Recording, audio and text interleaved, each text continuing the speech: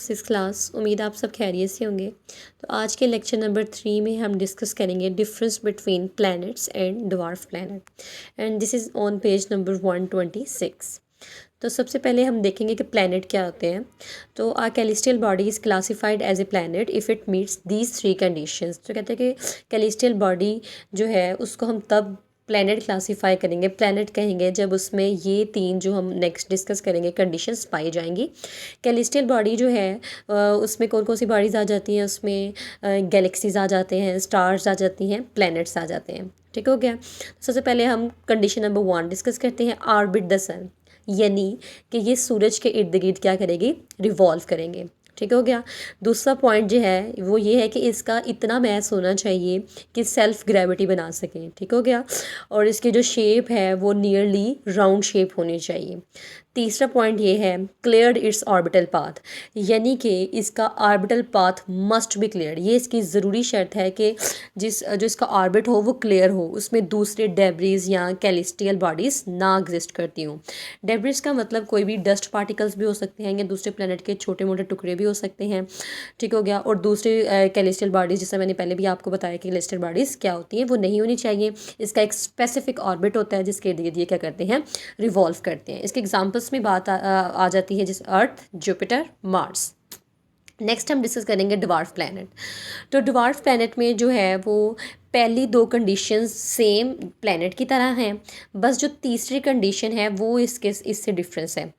पहली वही कंडीशन वही है कि इसका ऑर्बिट सन होता है, यानी कि ये सन के लिए रिवॉल्व करेगी। दूसरी वही बात कि इसकी जो शेप है वो नियरली स्फेरिकल होती है। इसका इनफ मैस होता है कि ये ग्रेविटी बना सके और उसकी राउंड शेप हो सके।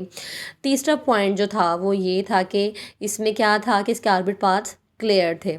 लेकिन ड्वार्फ प्लैनेट में ये होता है कि इसके ऑर्बिट पाथ क्लियर नहीं होते, बल्कि ये अपने ऑर्बिट को शेयर करते हैं दूसरी कैलिस्टियल ऑब्जेक्ट्स के साथ, जिस तरह से एस्टेरॉइड्स आ जाते हैं या अदर डेब्रिस के साथ। इसमें एग्जांपल है प्लूटो, आइरस, हामिया, मेकमेक एंड सेरस वगैरह के। ठीक हो गया। तो मेनली पहले 2 पॉइंट तो सेम है, बस थर्ड वाला पॉइंट जो है वो डिफरेंट है। अगेन मैं आपको बताती हूँ कि प्लैनेट में क्या है कि उसका ऑर्बिटल पाथ जो है वो क्लियर होता है, वो दूसरी कैलिस्टियल बॉडीज़ या ऑब्जेक्ट के साथ शेयर नहीं करता। जबकि ड्वार्फ प्लैनेट में जो है वो ये है कि ये अपने इसका जो क्या कहते हैं ऑर्बिटल पाथ है वो क्लियर नहीं होता, और ये अपने दूसरे कैलिस्टियल ऑब्जेक्ट्स लाइक एस्टेरॉइड्स और डेब्रिस के साथ इसको शेयर करते हैं। ड्वार्फ प्लैनेट को जो है वो उर्दू में बोना प्लैनेट भी कहते हैं, क्योंकि ड्वार्फ का मतलब छोटा या बोना होता है। ठीक हो गया। नेक्स्ट हम इसकी डायग्राम्स देखेंगे। ये देखिए, जैसे से अर्थ, मार्स और जुपिटर की डायग्राम दिखाई गई है। तो उसमें यही कहा गया है कि इसके ऑर्बिटल जोन को ये डोमिनेट करता है और इनकी क्या होती हैं, दूसरे ऑब्जेक्ट से इसका वो ऑर्बिट क्या होता है, क्लियर होता है। ठीक हो गया। और ड्वार्फ प्लैनेट की आगे इसने डायग्राम दिया है जिसमें प्लूटो, आइरस एंड दूसरे प्लैनेट के जो हैं वो नाम आगे और डायग्राम दिखाई गई होगी है। इसमें यही है कि ये अपने ऑर्बिटल जोन को डोमिनेट नहीं करता, बल्कि दूसरे ऑब्जेक्ट के साथ इसको शेयर करता है। अब नेक्स्ट समरी टेबल में ये है कि 2006 में प्लूटो को रीक्लासीफाई किया गया था प्लैनेट से ड्वार्फ प्लैनेट में। जो प्लूटो था उसको पहले प्लैनेट कहा गया था, लेकिन बाद में जो है उसको रीक्लासिफिकेशन की गई कि नहीं, ये प्लैनेट नहीं है, ये ड्वार्फ प्लैनेट है। क्यों?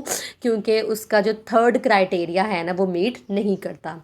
और थर्ड क्राइटेरिया क्या था कि ये अपने जो प्लूटो है ये शेयर करता है अपने ऑर्बिट को दूसरे कैलेस्टियल ऑब्जेक्ट के साथ, जो कि किसका क्राइटेरिया है, ड्वार्फ प्लैनेट का है, और प्लैनेट के क्राइटेरिया से मीट नहीं करता, जिसकी वजह से प्लूटो को प्लैनेट से निकाल के उसको रिक्लासीफाई कर दिया गया ड्वार्फ प्लैनेट में। Thank you everyone.